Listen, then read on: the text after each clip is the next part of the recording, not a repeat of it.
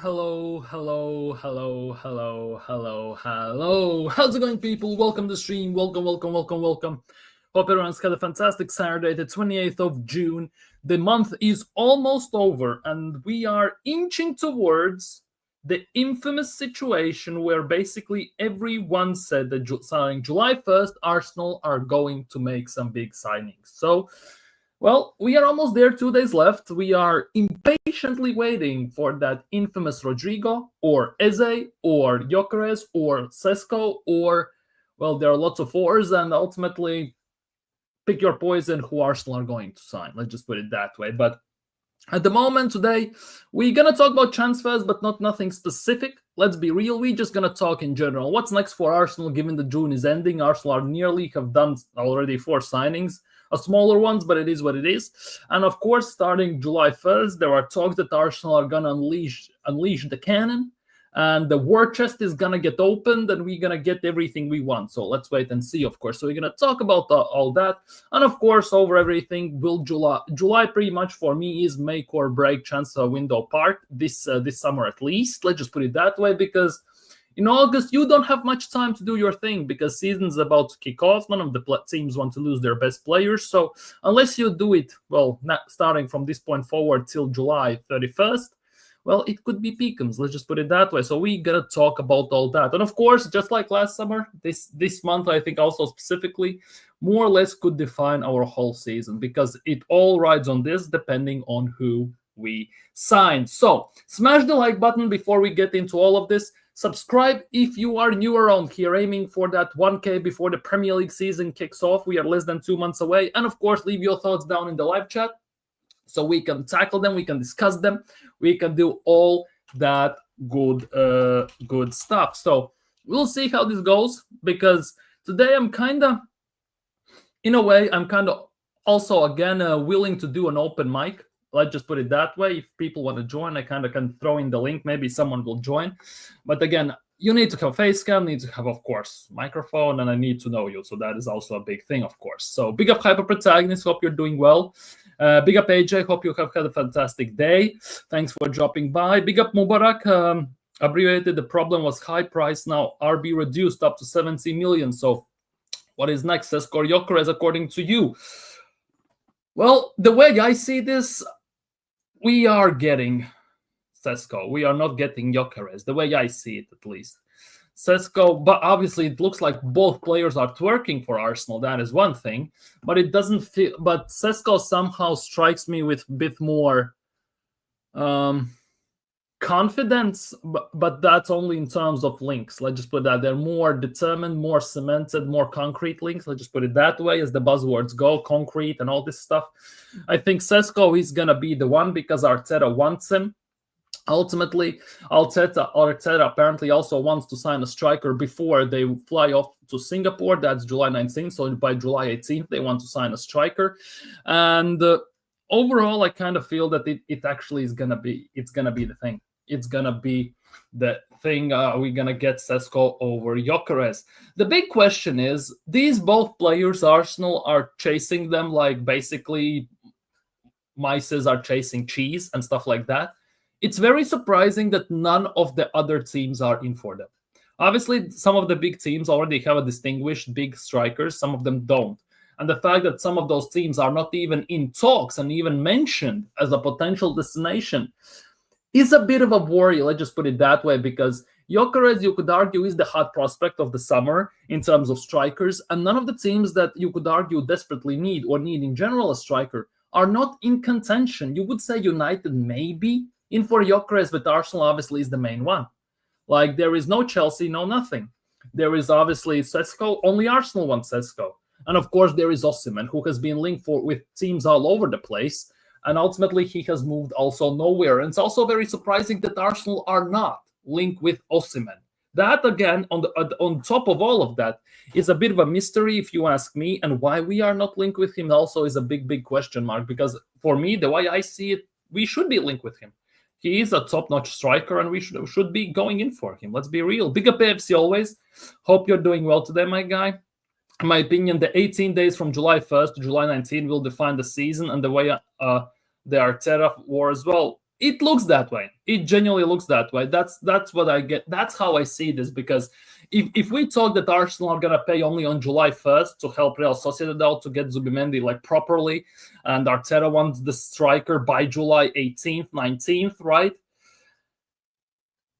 It looks like the first 18 days, as you are saying, AJ, that could be the deciding ones for Arsenal's summer, arguably, and for Arsenal's next season, where that kind of will determine at what point the tables will turn.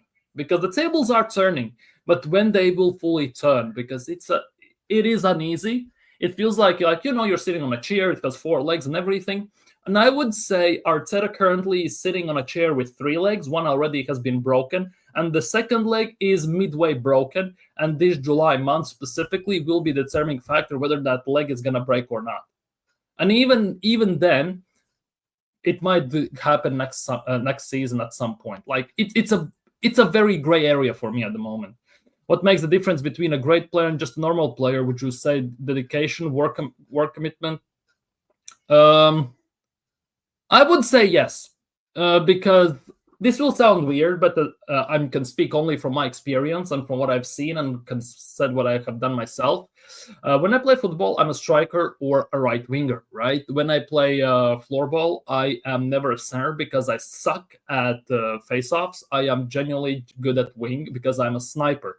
I never play defense as well, or goalkeeper, to that matter of fact. When I play volleyball, I'm also in the attacking line. My defense is my weakest point. I'm a natural attacker by default in any way, shape, or form, whatever sport I play. And I don't have the best tech. I don't have the best abilities compared to other guys that I had in the team, for example, I played with. However, I always worked double as hard as them just because I knew that I don't have enough technical ability, maybe skills, maybe dribbling abilities that other players possessed, right? So for me, a great player is not just talent, because every player has some sort of a talent, whether it's a lot or whether it's not enough, right? The thing is work ethic.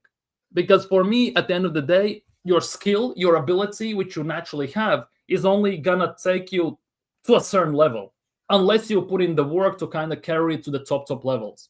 However, the work you put in, if you are a hard worker, at some point, eventually, it will always outwork sheer plain talent. So I think the work ethic, work commitment, dedication, the way you work, how you train and everything, 100% for me makes a great player. I think that goes above talent, because you can look even at Ronaldo and Messi. Yes, Ronaldo has gifted abilities, right? But compared to other players we even see today, right? He doesn't have those. Some players have better abilities. However, he is a workhorse. He works 10 times harder than anyone in the industry, hence why he is where he is, hence why he is who he is, and he has achieved what he has achieved in his career. Let's just put it that way. July 1st, I expect to see Kepa, Norgard, Zubimendi in the shirt. Maybe Mosquera as well. Like, if we July 1st unveil Kepa, Norgard, and Zubimendi, that will be the Arsenal's treble for the season. Let's just put it that way. Is it really a mystery why we aren't linked with Osterman? Like, go figure. Let's just put it that way. Go figure. What's next for Arsenal? It all depends on whether we get Gyökeres. We need world-class striker. This world-class striker says he wants to come to Arsenal, and we just wait and pray, basically. And to be honest, I'm not going to lie, I don't even consider Gyökeres world-class. That is the nuts part. For me personally, if I talk world-class, I will say that is Lewandowski. That is players like that. Benzema back in the day, you could say those players. Gyökeres basically seems world-class because the striker pool in general in the world is so shallow that even players who are above average or are great players seem to be world-class because just they look better than the rest of them. Let's just put it that way. That's the way at least I see it. I know people butt heads over what is considered a world-class player. And for me, that is the case. For me, Gyökeres isn't even the world-class player. However, there's no argument he can put the ball back in the net. And I was a firm believer as well that if Arsenal got a player like Ivan Toney, we would have done 10 times better. We would have won something. That at least how I see it. And so also there's a certain level, the way I see Arsenal, the way we play football, the way we pass and everything, on certain level, we don't even need your top level Lewandowski in front of the goal. You just need a bagsman who can put ball back in the net. That doesn't mean he has to be world class. He just needs to have a natural, top-notch, or very good finishing ability when he gets the ball, whether it's a shot, whether it's a header, whether it's what. But we just need a top-notch finisher, not to say a world-class elite level players. That at least how I saw the striker situation last summer as well. This summer it's a bit different. I think we need the cream of the crop. But last summer, that's the way I saw it, at least. Because don't tell me we can't afford to give him 300. Well, we can. We just won't. That is the big thing. We aren't linked with Osimhen because our club is not going to have a vlogger on the team. He's going to leak things onto the internet that Arteta doesn't want out, or the club in general, for that matter. True, Zinchenko, remember, Zinchenko wrote a book, said that Arteta tries to deceive others, just giving them all the gear, and so they just think they're going to play and everything. Zinchenko almost never played ever since, to some extent, let's be real. Timber as well, I kind of have starting to get a feeling that Timber is going to get a punishment for what he said in that interview, because it's been a bit interesting one. Let's just put it that way. That there was a reason why I didn't cover it, of course, on streams. But in general, let's just say it as it is. What Timber said didn't put Arteta and Arsenal in a very good limelight. The fact that he was injured, he was in pain, yet he was still getting played. They said just walk it off, essentially. It definitely wasn't a good thing. It definitely wasn't a good showcasing for Arsenal and for Arteta in general. So I think he will also get a punishment of some sort, whether that's going to be benching, whether that's going to be what remains to be seen. But definitely there will be some talks behind closed doors, 100%. Because if Ethan Vangieri gets punished for allegedly just being late for training, I'm afraid for Urian Timber in that case. Yeah, I played volleyball. Yes. You can't just go in the show. I can, and I will, to be honest. I have played volleyball. I've played basketball for 9 years, football for 8, floorball for 8, volleyball for 6, handball for 4, badminton for 3, chess for 4 years as well. I'm a very multi-sportsman person. I grew up in sports. I have followed the sports my whole life, different kinds, and I have played quite a bit of sports myself. Let's just put it that way. You said you play a striker position. Problem solved. Yeah, problem solved, basically, to be honest. Problem solved. Like, if Arsenal are willing to pay me 100 grand a week to run my lungs out for every single game and not score, I'm all for it. Just give me the money. I'm 6'3", so I can fight for headers as well. I have a decent finish on both feet, pretty much, I would say. So why not? Genuinely, why not? I'm sorry, that's not good enough reason to buy Osimhen. That's a good reason to the clubs, not our fans. I think that the 15 world-class players max in current football.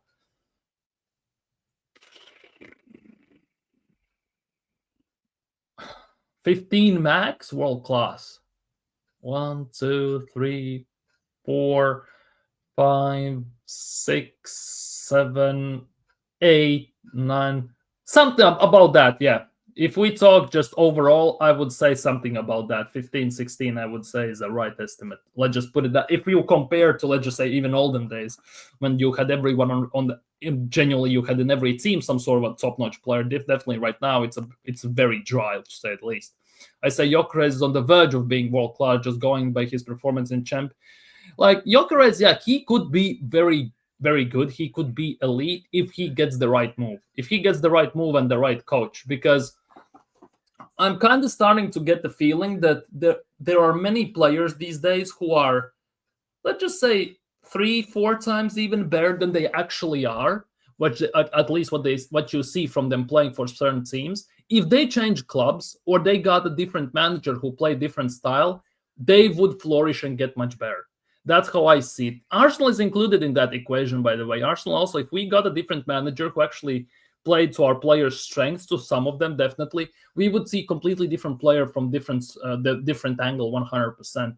I think also, whether you are making it or not, how you look on the scene in general, also quite heavily depends on the club you are playing and the manager you are getting coached by, basically. And these days, yeah, for Arsenal, it's a bit of a dark area. Let's just put it that way. World class is ability relative to the players at the time, not all the time. True, yeah. And that is also the same thing. 6 likes. Big up people who have liked. And if you haven't, please do me a favor and like the stream. I'm saying this now. I fully believe this after last season injuries, Arteta will throw the cups in the bin. That's a bold statement, but based on previous results, I wouldn't put it past him. I think Arteta also is starting to realize that our fan base is starting to get less and less satisfied. We want big trophies now. FA Cup and Carabao Cup is not gonna cut it anymore. And to get it over the line, to get some parts of the fan base to quiet the crowd and everything, because that minority is growing actually at, I wouldn't say at rapid pace, but it's growing by day, and it should be a bit scary for Arteta and Arsenal in general. He needs to win a major. It's Premier League or Champions League, and that at the moment could be a big issue, and it could be also a big blessing. At the same time, if you put all eggs in one basket, it's a very big gamble, and knowing from the previous experiences that he cannot get it over the line in general, whether he's been in front or he's been chasing, it is looking hella peak for him. Let's just put it that way. Big up at Yeri with daily Newcastle tweet comment. Should sign. They are signing Trafford. Looks like they're gonna get Elanga and João Pedro. Feels like Newcastle. That is the big thing. Newcastle as well. Like, people say they don't know what's gonna happen with Newcastle, but Newcastle have been dead quiet in transfer windows in recent times, which means they are way below the PSR FFP situation, which means, again, by July 1st, when the new year cycle begins, they can spend. It looks like they can spend massively. And it could be a big problem, because if you look at it, if they sign James Trafford to replace Pope, okay, cool, that's fine. If they sign Elanga, that's fantastic for their right wing, because they need that desperately. They need a backup for for Isak as well, because let's be real, Wilson is not cutting it, and they don't have one.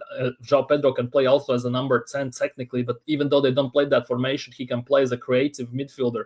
Plus, he can play on wing. That would be fantastic. One thing that actually Newcastle are missing as well is another center back, which they definitely need desperately. Let's just put it that way. With Botman, Dan Burn, Fabian Schär, and everything. The big question also remains about Newcastle is what's going to happen with the right back situation. Because if they lose Livramento, it could be hairy for them to replace him. If they manage to hold on to Livramento and they manage to fight off Man City, Newcastle will be up there. I genuinely believe Newcastle will be up there. If they get their signings right, let's just say this, Trafford, Elanga, and João Pedro, then on top of that, they sign a proper center back like Gehi, even if they are interested in him and everything. And then they manage to keep on to Livramento.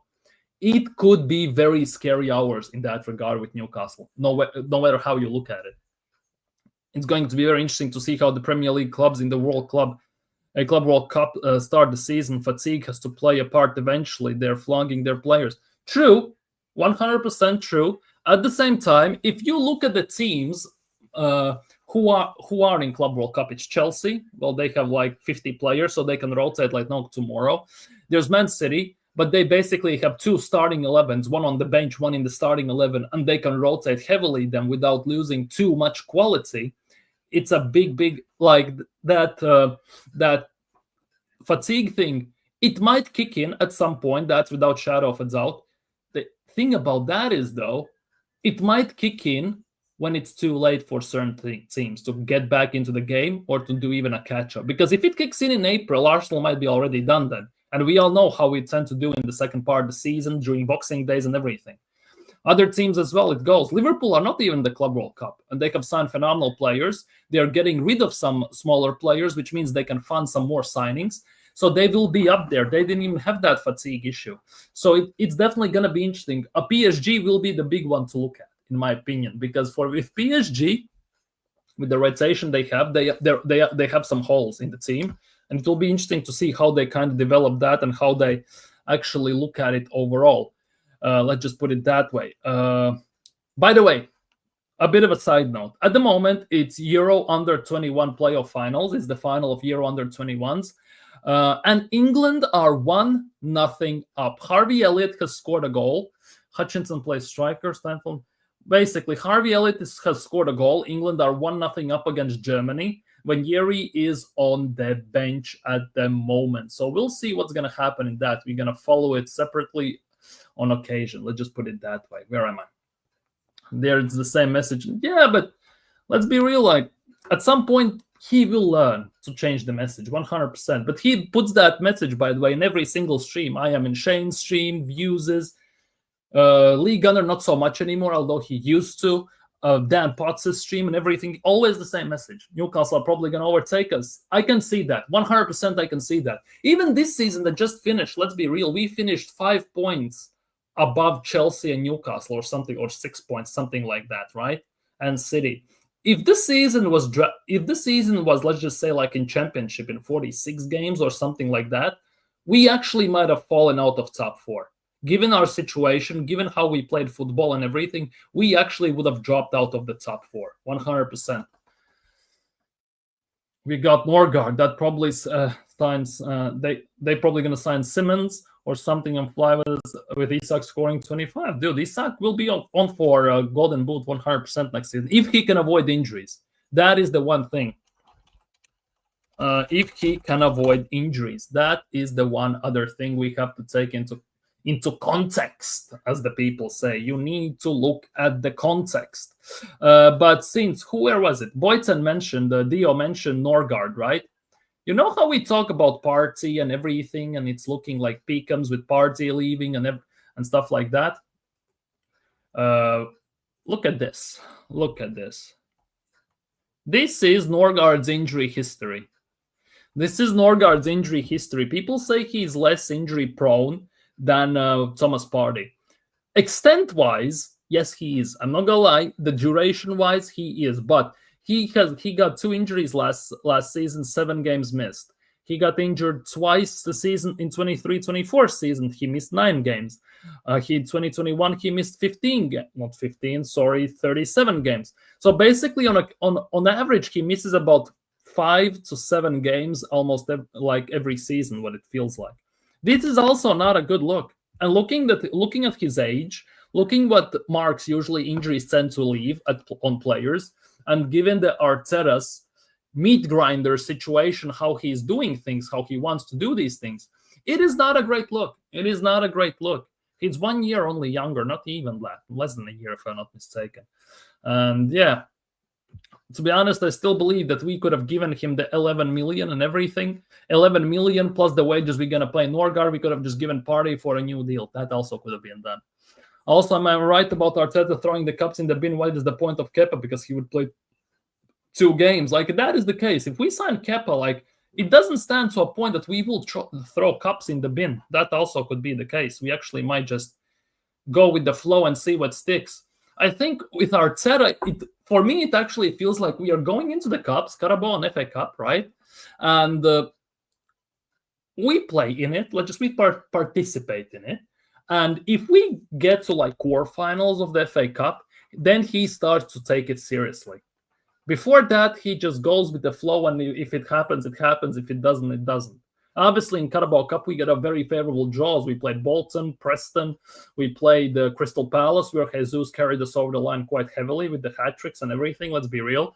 But ultimately, I think it stems from that as well. It kind of stems for that because you saw that we got Man United. He instantly had to put out arguably one of the best 11s he can put out to that time.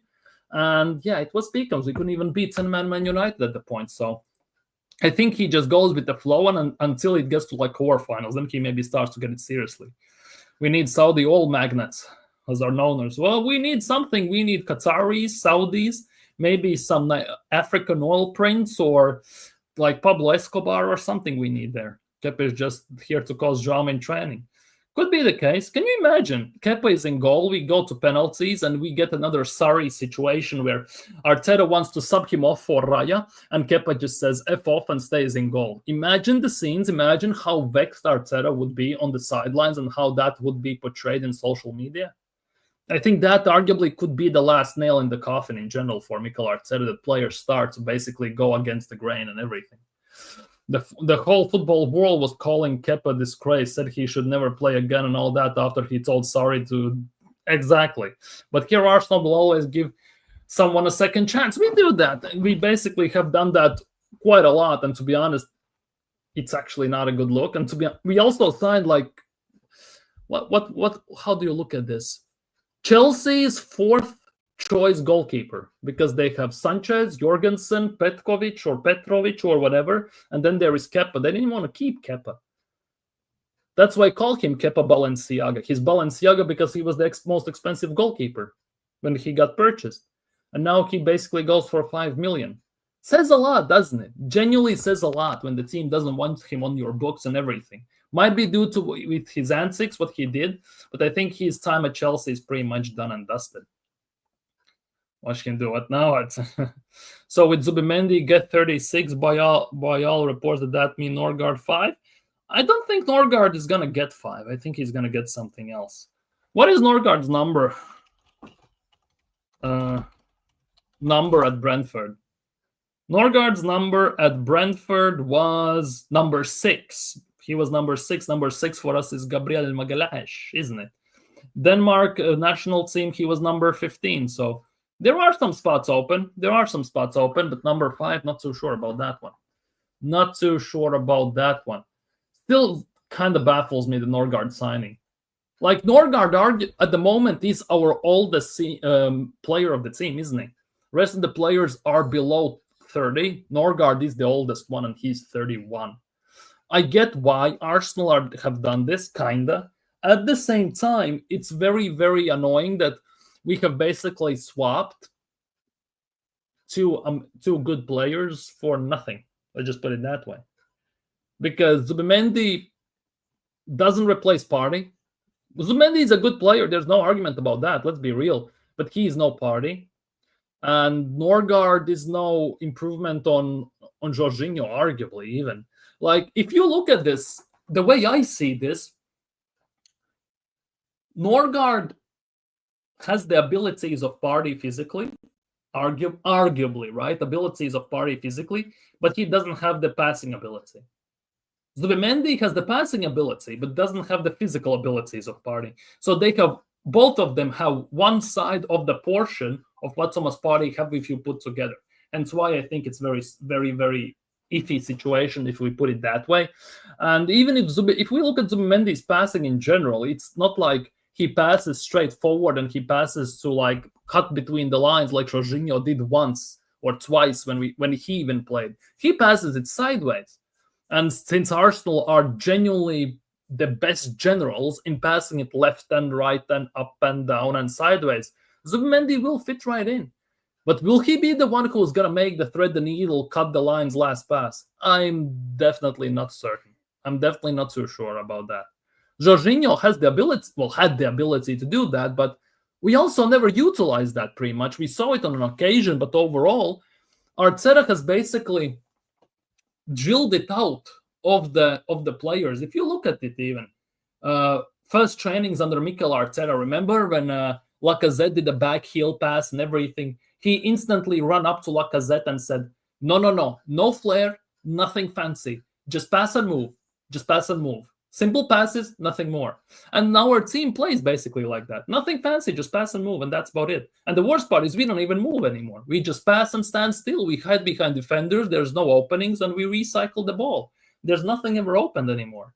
And that is, for me, a big worry. So my question is that if he throws the cups in the bin, does that even matter at this point because he's been doing it for years now?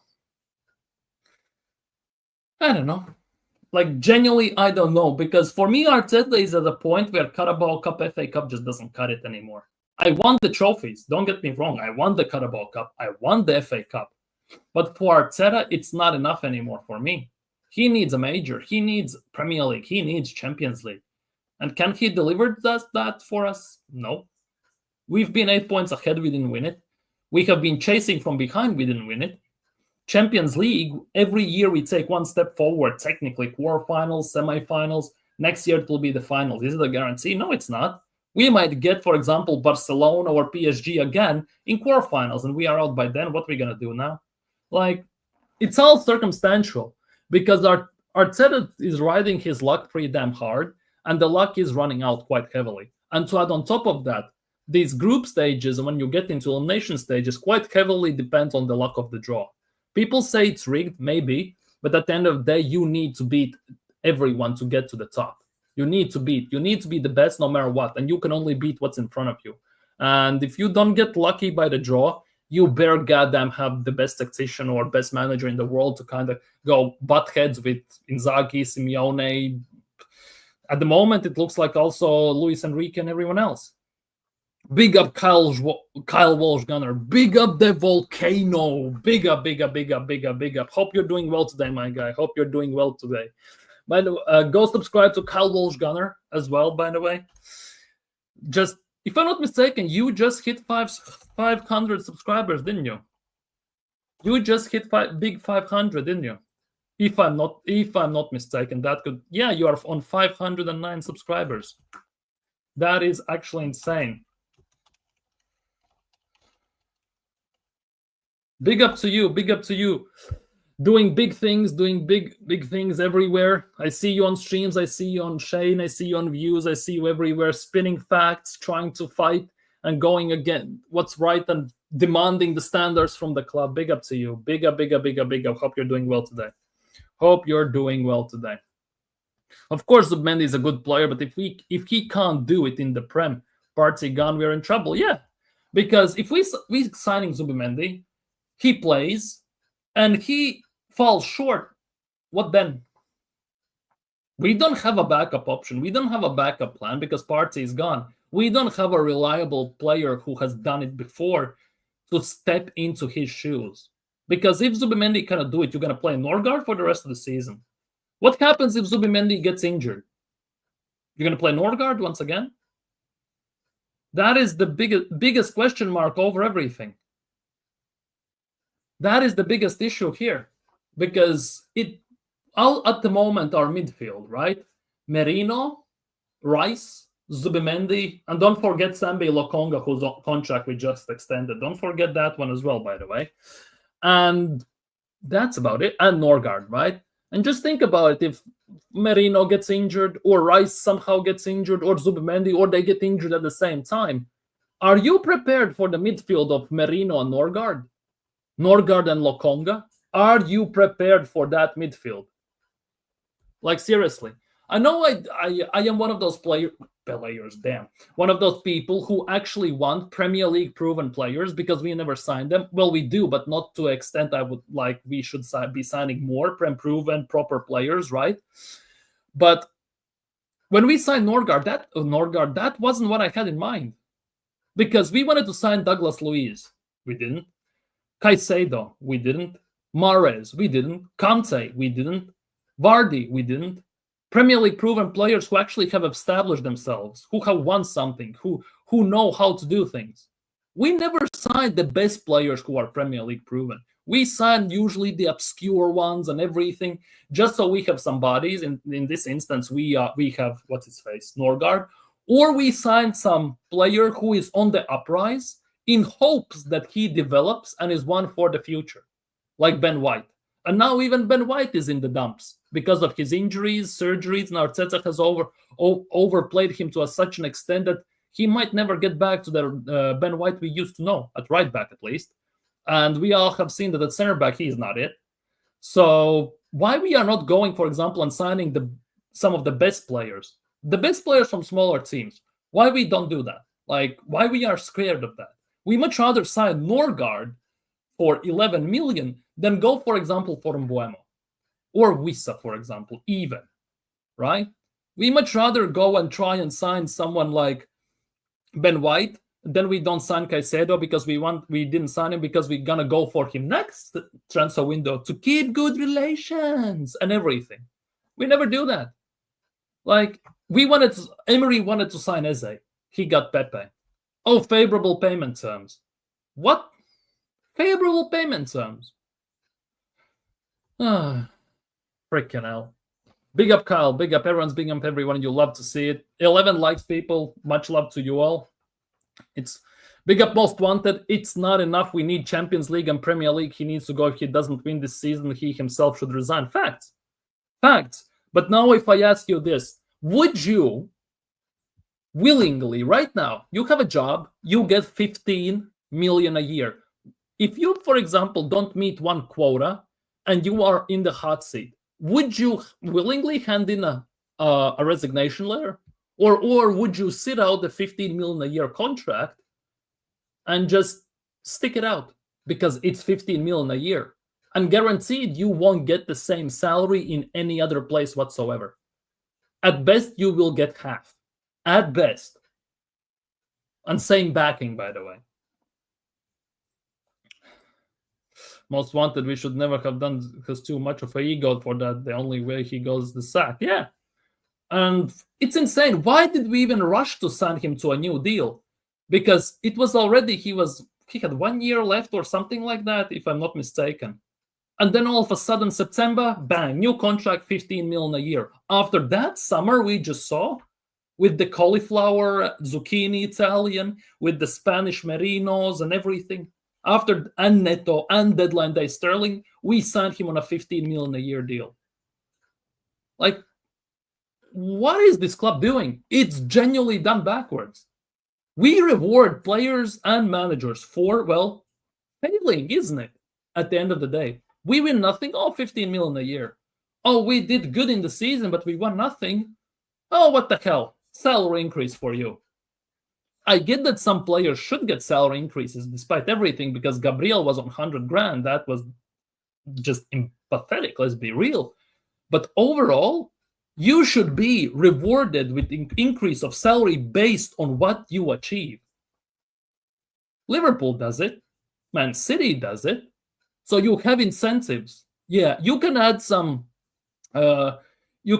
clauses, for example, for a left winger. You get 10 goals and 5 assists a season. You get 200 grand on top for the salary after the season, or something like that.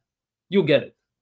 But to instantly put, let's say, winger on 200 grand, who you have just signed for doing nothing, that is insanity and a half. Because I don't get the salary raise at my work if I fail, if I don't do the things that are required. I get salary increase based on the incentives and based on the fact that I achieve something. I move forwards. I grow. I develop. I get better. The company benefits from it. Not because I'm just sitting there looking pretty. I'm not pretty, but you get the point. And everything, and I just do my job. You need proof. And so far, they have done none of that. Nah, big up, Kyle. Big up. Hope you're doing well today, my guy. Hope you're doing well. And hopefully Arsenal's transfer window is not pissing you off to insane extents. Let's just put it that way. Hope TVs are still okay. I really hope so. There's Prem Proven Norgard, don't you know? I hope people see the trap of this Prem Proven thing. It is. Like, Prem Proven doesn't mean the player is bad. But there is also Prem Proven. It's a big difference if you sign Norgard, right? Or you go sign Baleba, for example. Big difference. You sign Caicedo, or you sign, who did we sign in Caicedo's place? Jorginho, for example. Massive difference. Yes, Prem Proven. It should be a thing, but it should not be exaggerated to such an extent as fan base maybe tries to make it to be. Let's just put it that way. I hope people see the trap. Yeah. If you want Prem Proven, don't buy NordVPN, buy Adam Wharton. Exactly. Go buy Wharton, Baleb, and players like that. If Eze, Olise, players like that. If you want Prem Proven. And if you want cream of the crop, then go buy your what's-its-face. Marmoush, Kvaratskhelia, players like that. Not Sesko. Go buy proper striker then. I'm afraid Kroenke won't sack him, and that is the case. That is the biggest thing, because if we sack him, we have to pay him the rest of the money of the contract out. We have to buy out his contract by default. If he resigns, well, mutual consent. Then you can have maybe some parachute payments, if you get what I mean. Maybe some brown envelopes are going to happen, but all this stuff. Maybe we can let him go easy. Let's just put it that way. Big up, Cornell. Hope you're doing well today, my guy. If Wright gets injured long-term next season, trust me now, we wouldn't get any European football. It could be peak, because then Merino goes in the 8, or Havertz goes into the 8, or unless Miles Lewis-Skelly gets put into the 8, for example, and we have signed a left-back, a proper one, not cauliflower, the Italian zucchini and moon pie, pizza eye, whatever, right? But we sign a proper left-back, and then Skelly gets into that 8 spot or a 6 spot, whatever. It could be long. This is why we shop foreign. The thing is, we shop foreign, but we don't even get the best from foreign. markets. We get someone. We get something obscure. We buy someone that we think looks cool, but when everyone sees it, well, it looks embarrassing. Man, got a Snorgard at the local mom and pop shop. Yeah, basically, just on the corner shop, thrift shop, Macklemore settings, and everything. I'm wearing your granddad's clothes and I look incredible. That's Arsenal. They buy Chelsea rejects, Man City rejects. They sign Norgard. I wear your granddad's clothes. I look incredible and everything. That's Arsenal at the end of the day. Havertz, Jorginho, Sterling, David Luiz, Gallas, and all these guys. That's granddad's clothes. They're old, they smell funny, but they fit you, so you go with the flow. That's what Arsenal is these days, isn't it? It is. You shouldn't have two. Should have Eze, Wharton, Anderson, Mitchell, Gehi, Visa, Bowen. There are lots of those. Eze, exactly. Big up Eze. 100% we should get Eze. We should get Eze and Rodrigo and Gyökeres. That would be exciting. Not getting Sesko, Eze, or Rodrigo, one of the two, even though Rodrigo would be exciting, right? Or getting Sesko, or just say Eze and someone else. We need cream of the crop in all possible places, not just random ones. Hold on a minute. Paulinho is available this summer. Yeah, we are. Yeah, sorry, he is. He went to Bayern Munich. Arsenal didn't want to pay for him last summer or the summer before. And now he's available again. He doesn't fit in company's plans. We were so on fire for him at the time when he was available that now it's nothing. And he was the guy who single-handedly annihilated us when he played against us. He scored a corner when they were down to 10 men. Last year it was the 23-24 season, right? When we were down to 10 men, when they were down to 10 men at the Emirates to make it 2-2. And we never recovered. He was the guy. He was the guy at Craven Cottage who annihilated us again. It's the same as Lavia for when he was at Lavia. I think so. It was Lavia. I get them mixed up. Lavia and Onana. Onana it was for Everton. Single-handedly run through our team, bullied everyone, and we couldn't do anything. Hence why we always drew or lost to Everton. To be honest, he has left and it doesn't look much different, does it? December. I'm telling you, Arteta will get a new contract. December 19th officially will be his 6-year mark. 6 years here, officially. December 19th, 2025. 6 years of Mikel Arteta at Arsenal. Officially. And what he has to show for it. One FA Cup he won in the first season. With not his team, with Emery's and Wenger's team. Which he afterwards has absolutely destroyed and got his own players with money and backing like no other, and has done nothing with it. And everything. Like, it's insane. Got us 8th twice, 5th once, balled top 4 already then he balls the league 2 times, and last year, well, the less said and better. We lucky the season, as I said, wasn't, let's just say, 3-4 games longer. Because I strongly believe if we had 42 or 46 game season in Premier League, we would have finished outside of top 4. Teams are very close to us behind us. Let's be real. 2 games. 13 likes. Big up to you all, people. Do me a favor, like the stream, subscribe if you're new, enjoy the content, and leave your thoughts down in the live chat. Link to the players we like to see, but end up with the players we don't even... Yeah, basically, that's what it is. That's what it is. And did you notice that how quickly we signed Norgard? It was like that. Norgard here. Basically, because one day we hear Partey is not extending, he's leaving. 24 hours later, Norgard is doing medicals at Arsenal. 24 hours and Norgard is ours.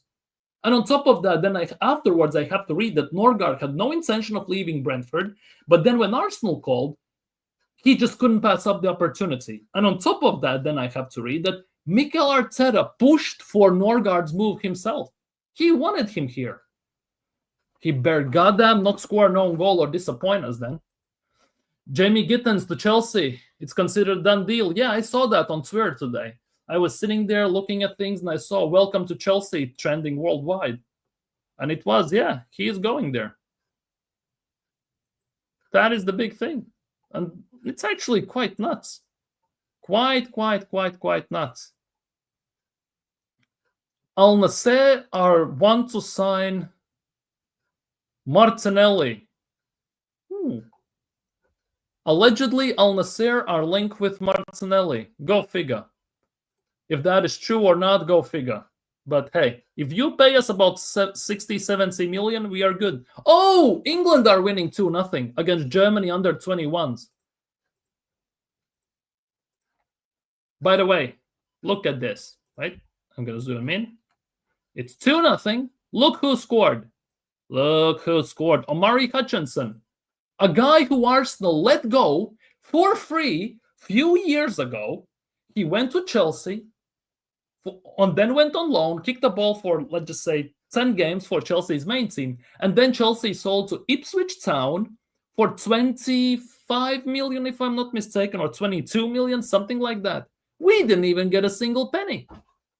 At best, if I'm not mistaken, at best we got, what did we got? Sell-on clauses or something like that, because he was young and we got some payments just because he was a youth player. Imagine, I would love for us to have someone like Omari Hutchinson right now, who's very direct, quick on his feet, decent dribbling, doesn't afraid to take a shot, take on his man, go straight for the ball, and deal the business. We don't have those players enough. Hence why I'm kind of afraid that why Yuri doesn't play. Because he plays like that. And based on the other players we have in the team, they're the straight opposite. Safe plays, safe passes, recycle the ball, slow down the tempo. And that's why I think he doesn't play at all, pretty much. Mikel Arteta doesn't want that. He wants just pure control, genuine pure control, be happy with the ball because possession wins you games. And then after the game, you hear top gunners scream, look, we had 59, 60% possession. Well, possession doesn't win you games, does it? Remember Celtic against Barcelona in Champions League? Celtic had like 17, 18% possession, and they still beat Barcelona. Possession doesn't win you games. Goals win you games. And looking how Arsenal are spending the money, like 400 million or midfield, 300 something on defense and goalkeepers, and then only about 80 million on attack. It's no wonder we are struggling. It's no wonder our attack is stale, one-dimensional, with no ideas. It's no wonder that we are Saka FC. Because if Saka doesn't play, we are shit. Saka is the only one who has some output. He got about 12, 13 assists before he got injured last season. He got injured, had the surgery, recovered, came back, and nobody got to that mark whatsoever by then. On top of that, Kai Havertz, injured in February, light training in Dubai, and he got injured in intense training in Dubai. 9 goals by then. It's pathetic and embarrassing overall that he had only 9 goals for Arsenal in Premier League by that time, right? But again, he got injured, didn't play pretty much at all throughout the rest of the season, right? You know what happened? Nobody scored 9 goals for us. Martinelli had 8, Trossard or Merino had 8, that's about it. Nobody had double-digit goals. For the first time in 105 years or something like that, Arsenal finished the season without a single player in their squad scoring double-digit goals. For 105 years? How embarrassing is that for Arsenal, who were used to known to have phenomenal strikers like late Kevin Campbell, Ian Wright, Niklas Anelka, Thierry Henry, Dennis Bergkamp goes without saying, and players like that. Even Van Persie, Giroud to some extent, Alexis played striker at times, Aubameyang. We used to have strikers for days. And now we are playing our number 6 at striker in Merino. And I'm not going to lie, I much rather see Merino at striker than I see what's-its-face than Havertz. Serious talk. Merino at striker looks much better there. He at least can finish, he can score some goals. Our team looks much well balanced with Merino up there. Big up Everest, hope you're doing well, resident Liverpool fan. Probably sitting laughing his ass off of how shit Arsenal is. Just finished watching final season of the Squid Games. And I will go to sleep now. Big up to you. Hope you enjoyed the final season. I haven't watched it still, so no spoilers, please. But yeah, big up to you. Enjoy your evening. Have a nice sleep. Have a nice nap and everything. Hope you've had a great day today as well. Big up to you, Everest. Big up to you, Everest. Germany have scored 2-1. Viper scored. Viper scored. It's not Randy Orton, by the way. It's Viper who scored. But yeah, it is actually shambolic if you look at Arsenal and everything. What is haiku? I don't watch anime or crap like that. That is not my thing, by the way. If it's about volleyball or some weird stuff like that, I don't watch anime whatsoever. I don't even watch K-drama. I like it, but I don't watch it too often recent times. I much rather watch crime investigation TV series and stuff like that. I watch NCIS. I watch Criminal Minds, CSI, and stuff like that. I just don't want. I won't. I don't. It's not my thing. I genuinely don't like it. It's just like, for example, I have never watched House of Cards, Game of Thrones. What else is there that bunch of people like? There's another TV show people like. Fucking hell, I forgot the name. I have never watched any of those because I watched first 10-15 minutes and I already was bored and I didn't give a damn. I genuinely don't like that type of TV shows whatsoever. Norgard will, big up G Wills, Norgard will be our new center forward. I can see it. Norgard will be either our right back or our center back, or he will be at striker at some point. He's 6'2". He also can do long throw-ins like Thomas Partey. So don't forget we have Rory Delap throw-ins as our backup plan when we cannot score from open play, which, let's be real, we cannot. Because remember, we beat Man United at Emirates last season in the league, right? We did nothing from the open play. We scored 2 corners. United at the time, when Amorim had just come in, arguably was the worst team on set pieces. And we scored 2 corners then. We didn't score nothing from open play. They nullified us to the maximum extent. And let's be real, when we played them a month later in the FA Cup, it showed.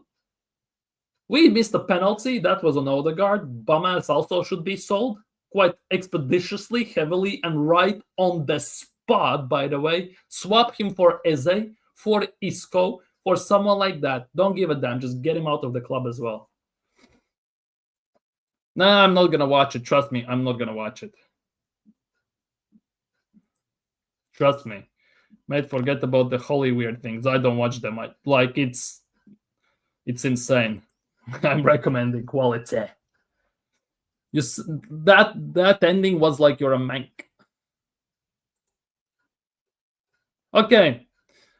Let's look at some transfer bullshit today.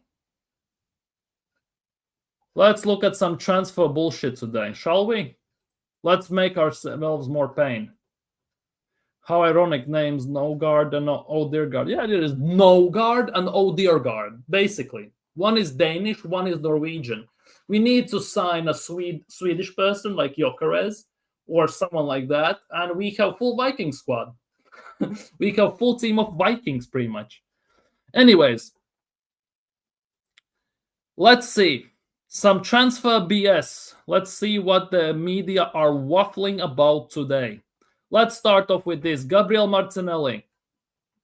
Probably some people will be hella happy about this, though. According to reports, Saudi Arabia side Al Nassr, that's Ronaldo's team, by the way, have discussed move for Gabriel Martinelli this summer. Odds on, 60, 70 million, you can have him. Don't care. Seriously. Get him out, sign Rodrigo. Like, serious talk. Pay the money and let's just get him out of the club. Although I would love to see Martinelli more at striker, but knowing Arteta, he's a dumbass and he's never going to play him there anymore. So I guess we have to cut the ties, shouldn't we? For me, Martinelli can go. Serious talk. Based on he has had one good season, and overall, to be honest, under Emery, he was cooking. He's been good at center forward, but since Arteta refuses to play him there, it's not that great of a thing, is it? And at left wing, he's a one-trick pony. He is driver without a speedboat. He doesn't have the technical ability. He has one go-to move where he throws the ball past the defender and tries to outpace him. His pace is also not there anymore by the looks of things. And most of the time, the ball runs out of play anyway. So there is no point in keeping him. Crossing is mediocre. Shot is, when it is there, it is. If it's not, well, it's not non-existent and even worse than that. So might as well sell him. And if Al Nassr are willing to pay 60, 70 million, why not? Why not? Even 50. Even 50. Al Nasser, seriously, even 50 million you're willing to pay? Peace out. Peace out. Just pay 70 million, get him out and get Rodrigo. None of this Madueke crap. Exactly. Exactly. Exactly. 100%.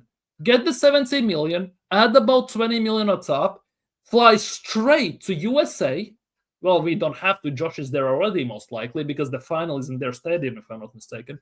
And get him. Just get him right now and just shut the hell up. Serious talk. Like, what are we doing here? If the money is there and if they're willing to pay it, 100%. It's just like in September, before last season just kicked off. Saudis offered 35, 40 million for Trossard, and we said no. You want to bet that we are not ever going to get a bid that close for Trossard at all, but before he leaves? He might leave even for free, by the way. There's also that. Like, seriously, what are we doing here? What are we doing here? Some transfer BS all over the place. Serious talk. Just get him out. Get him the hell out. People are way too attached to players that haven't won anything. Exactly. I realize why people were attached to Bergkamp, Henry, Perez, Vieira, Campbell, Tony Adams, Lehman, Seaman, and players like that. Right? Wiltord, to some extent. Lauren, Gilberto Silva, and players like that. But to attach yourself to Fabio Vieira and players like that? Come on, man. What the hell? I have more attachment to my milk carton that is sitting in the fridge than I have to Fabio Vieira, for fuck's sake. Anyways, let's move on. Oh, some positive news. It's not regarding Arsenal, of course, but this is something I want to say because this is something top-notch from PSG. PSG are helping to save Lyon. As we all know, Lyon have financial issues. They have been relegated to League 2 at the moment. They are appealing the situation and everything. And apparently PSG are helping to solve the problem, which is fantastic, allegedly. The club has made an early payment for Barcola, who they signed for 45 plus 5 million, so 50 million overall. This allowed Lyon to improve their financial standing ahead of a review. The club has filed an appeal and is hoping to be reinstated in League 1. And this is what football is all about. I'm not gonna lie. Big up PSG. If this is true, they have done it. Big up to PSG. That is some fantastic news. I'm not gonna lie. Because even if Lyon was in League 2, they would still be in Europa League, ironically enough. That is something that doesn't happen too often, but hey, it is what it is, I guess, at the end of the day. But yeah, big up to PSG for doing stuff like this. I'm not gonna lie. Big up to PSG. Did some good things there. I'm not gonna lie. Did some very, very good things. Big up to PSG. Anyways, let's move forward. What else is there? What else is there? Oh, this one. If anyone was not having a bad day, I'm about to ruin your day. Already telling you that now. So if you have a weak stomach or something like that, if you get what I mean, turn away from the screen. This is what Top Gunners are tweeting out these days. Arsenal have had their French era. They're showing Arsene Wenger, Thierry Henry, Patrick Vieira, Robert Pires, some Wiltord, and stuff like that. Right? Some legends of the club. Right? And this is now. Now it's time for the Spanish to leave their mark in North London. Right? And they are showing Mikel Arteta, David Raya, Zubimendi, Mikel Merino, and Mosquito. Christian Mosquera, who hasn't even signed for Arsenal, by the way, as of yet. But yeah, this is what people are doing these days. They are comparing legends of the club to some, well, let's just put it that way. The guys on top are massive players for the club. Pedigree, heritage. The players embodied winning.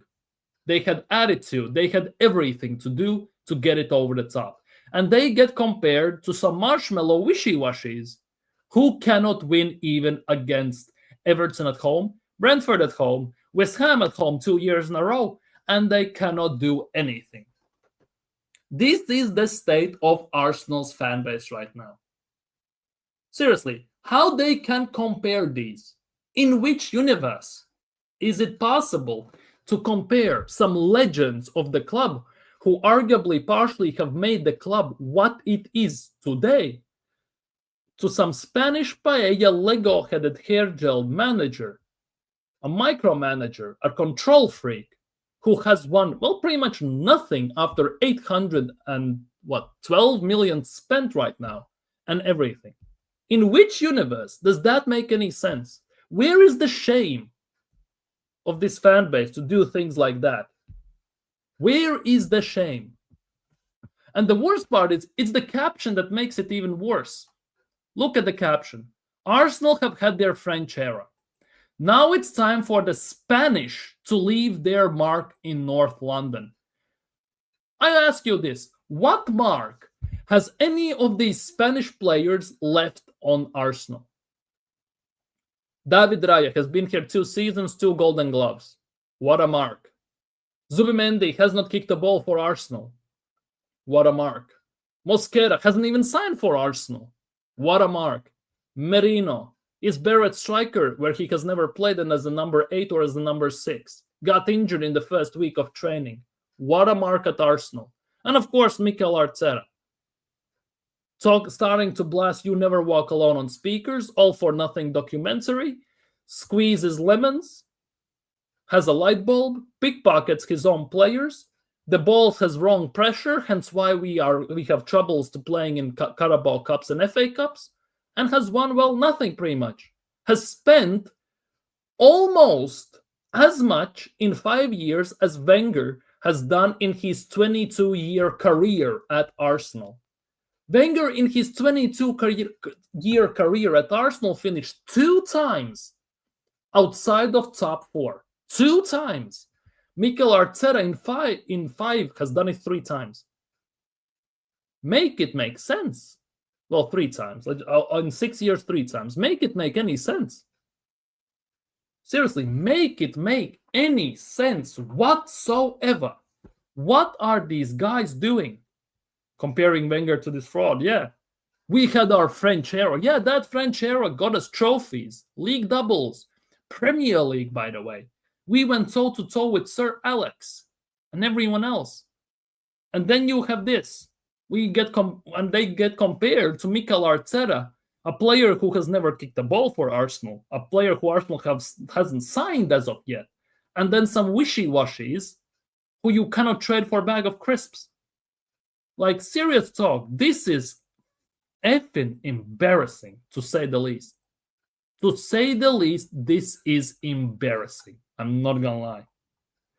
Like, this gets on my nerves so hard. Big up people, 15 likes, big up to you. If we can push it to 20 by the end of the stream, it's still 10 minutes gonna be live or so. If we can push it to 20, you will be legends. Seriously, you will be legends. And here is another one. Here is another one. What these top mutants are doing these days. How much would Henry and Pires cost in this market? Oh, bloody hell. Oh, bloody hell. In this market. Wait, let's look at this. Thierry Henry. How much did Thierry Henry go to... For how much did Thierry Henry go to Barcelona in the first place? Arsenal sold Thierry Henry to Barcelona for 24 million euros. 24 million euros, so about 20 million pounds, 19 million pounds. I would say Thierry Henry in this market, big up Burton, by the way, big up Burton. Hope you're doing well today, my guy. I would say Thierry Henry would be 90 million easily. Because the things he could do with the ball, the way he struck fear just by being on the pitch, pretty much, it's like you cannot measure that type of aura in money. Seriously, like we cannot. We also cannot compare that market because money is different, inflations and all this crap. But if that was the case, I would say Thierry Henry would be 120 to 150. Pires based on the left wing market in general these days. Also 100, something like that. Like, it would be nuts. Kleb, Rosicki, Lumberg, Dennis Bergkamp, Patrick Vieira would be one of the most expensive players in the world right now. Would be surprised if he didn't have also a Ballon d'Or. Like, those type of players, like those were different level. Nasri as well. If he was on game, he was unstoppable. That also is the case. Yeah, it was nuts. Henry would be too. And to be honest, Henry would be one of the most expensive players in the world, no matter what. 100%. 100%. He would be one of the best players these days also in the world as well, without shadow of a doubt. In his prime, he at the moment arguably would be the best player in the world. Hence why he wouldn't be playing under Mikel Arteta for Arsenal as well. And speaking of Arteta, how can this manager be this shit, right, when he has been coached by Wenger, by Pep, and obviously Moyes? He plays like Moyes, so he has learned most from there, right? But he has played with some phenomenal players like Beckham, Ronaldinho. He comes from Spain, and some legends there. He has played for Arsenal with legends. How can he be this bad when he has seen proper creative midfielders, proper squads, proper coaching, and proper management? How can he be this bad? Yeah, Alexis as well. Yeah. Love your daily streams. Big up to you. Big up. Much love, I really appreciate that you are here as well, to be honest, because I never expect anyone to be here when I turn up the stream. I'm not gonna lie. And that is not because, like, I don't even know how to say this. Because I never consider myself with some ball knowledge. I just know what I know, and I speak from my heart and what I think and everything. And all I can say, if people resonate with that and people stay around, it's genuinely a surprise for me. I'm not gonna lie. That's daily as well. Never take anything for granted in your life as well. That it's insane. Anyways, one more thing I want to share with you. This is another level of top goonery here. Arsenal football knock is different knock. Arsenal Football Club has a different knock. Because last year, Brentford rejected 50 million bid from Spurs, right? For Norgard. Arsenal get him for 11 mid. Like, seriously, like, what? How is that a different knock? His value has decreased 4.5 times, first things first. Like, how is that even a thing? How is that even a thing? How is this a different knock? It's not a different knock. He just wanted to move. Like, it's actually insane. Big up 17 likes. Big up to you all. I think the breaks will come off this season. There's too much on the line for Arteta. Like, the only thing that can save Mikel Arteta right now is that he reverts back to 23-24 season type football and maybe adjust the defense a bit, because at the time we were just blitzing and not concerned, but concerned about defense. At the same time, this also will only work if we sign proper attackers, because we have the same attack as we had then 2 years ago, 2.5 years ago. And that is a big, big issue, because our attack is so stale. It's like plain old boiled chicken. No seasoning, nothing on the side, no veggies, no mashed potato, no nothing on the side, no rice, no nothing. It's plain, it's dull, and it's boring. Unless we sign a proper striker, proper left winger, we have proper creation from the midfield, I don't think it will even matter.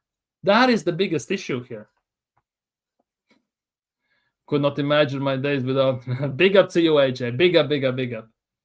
It will grow as you go on, bro. Just subscribe today. Big up, Most Wanted. Big up to you. Thank you for your subscription. Big up to you. Hope you're feeling great today as well. Big up for being here. No seasoning. Yeah, no seasoning, no nothing. If you have ever eaten a plain boiled chicken, it's like you eat and it's like drinking water pretty much. No taste, no nothing, but you have to put something in your stomach because you're hungry and everything. It is what it is. At least it's some food, right? You're not starving, and that's what it feels like. That's what it feels like.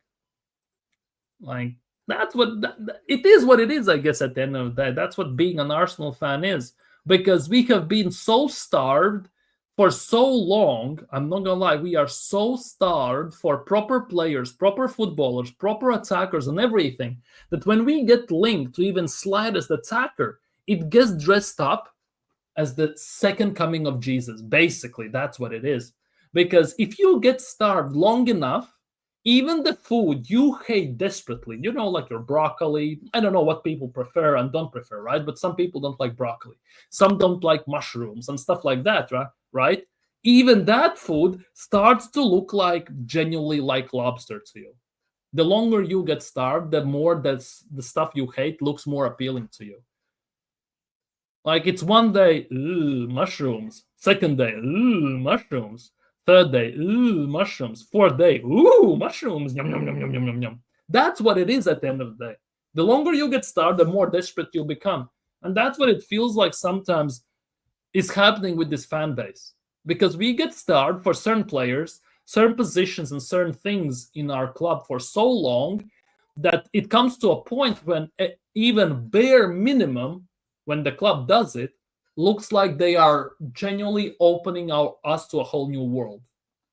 Unfortunately, that those beer goggles last like for a month or two, and then the reality kicks in. But it's really nice riding the wave for that small time.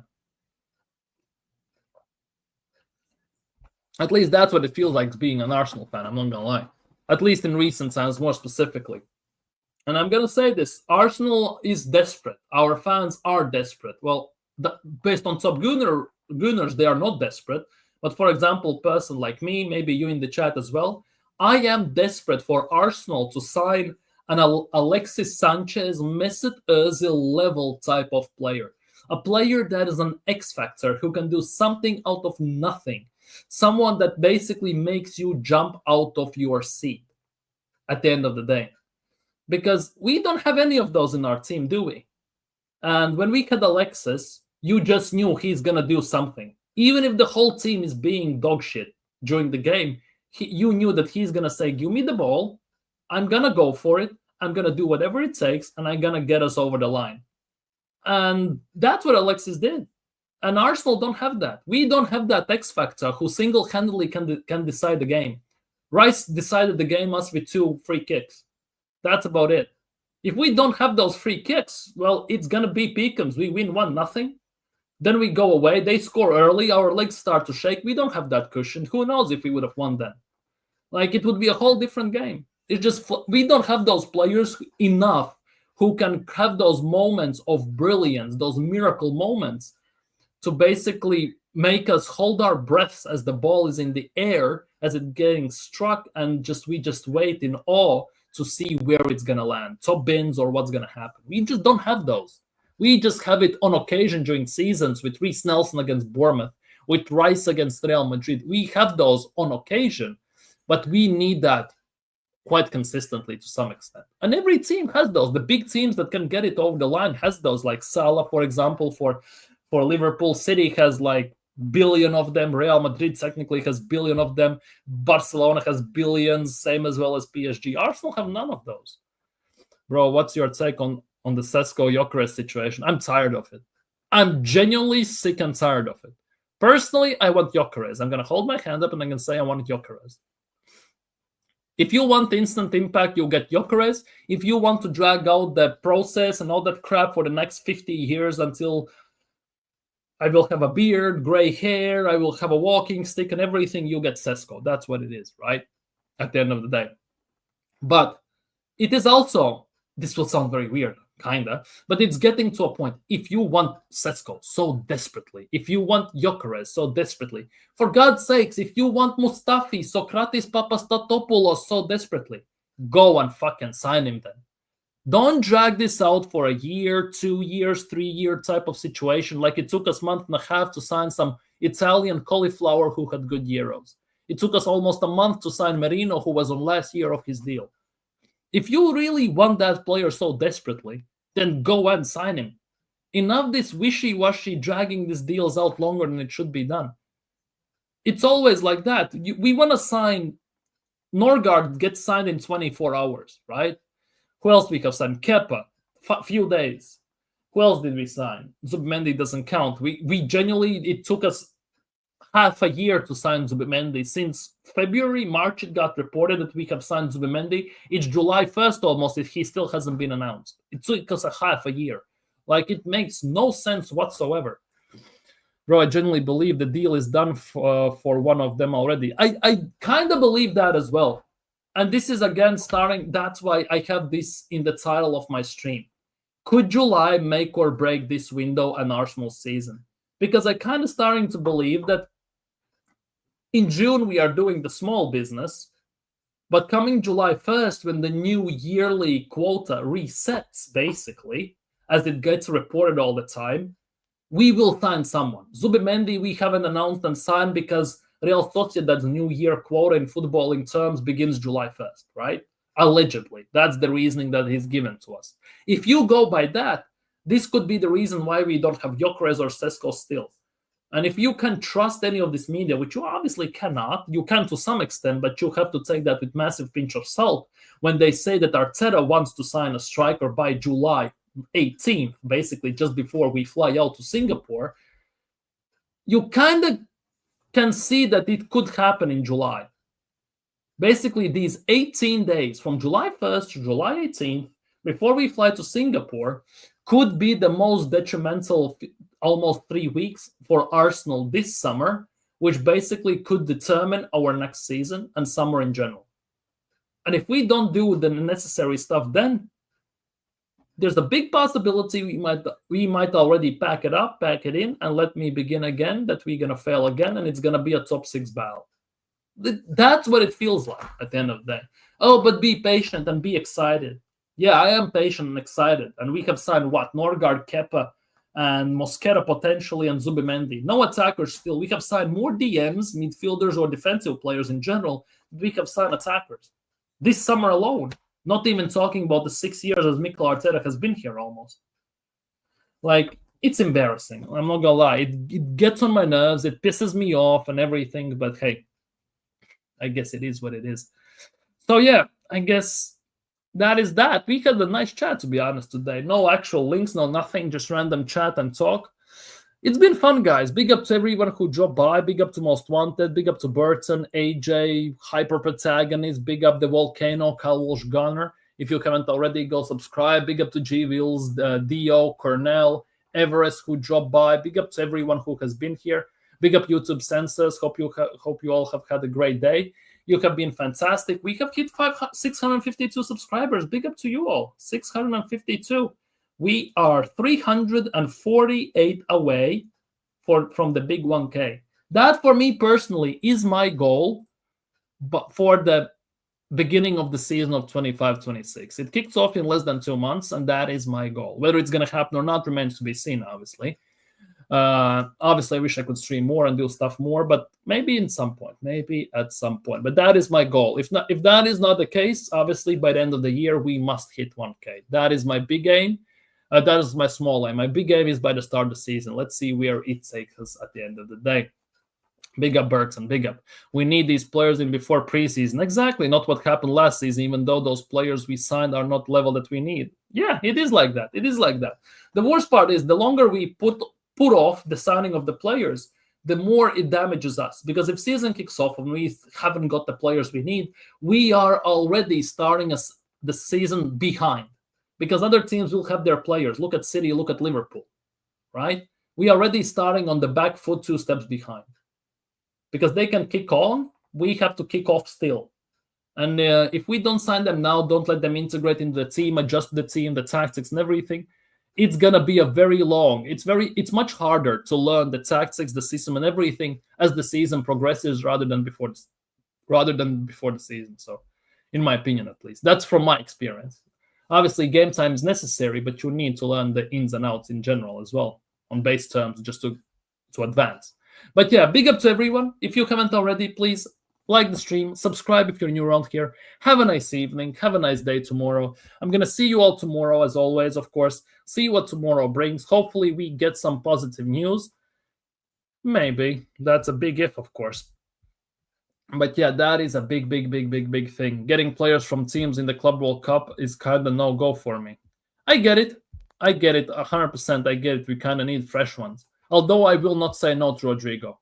That I'm putting it right now. If we can get Rodrigo from Real Madrid, who has been benched twice and has started one game where he didn't even play a full game, I will be all over that, 100%. I haven't purchased an Arsenal T-shirt in God knows how long. If we got Rodrigo, I would strongly consider it.